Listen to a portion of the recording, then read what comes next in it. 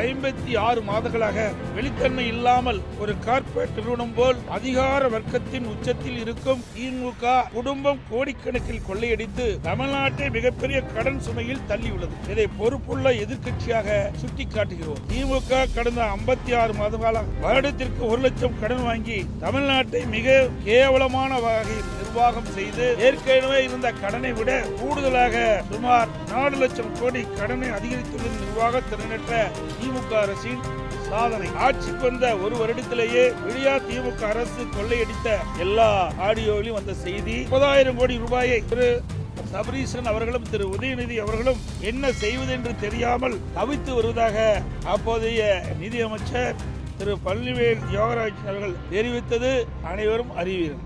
ஒரு ஆண்டுக்கே இவ்வளவு என்றால் இந்த 4.5 ஆண்டுகளில் எவ்வளவு கொள்ளையடித்திருப்பார்கள் என்று கணக்கிட்டு பாருங்கள்.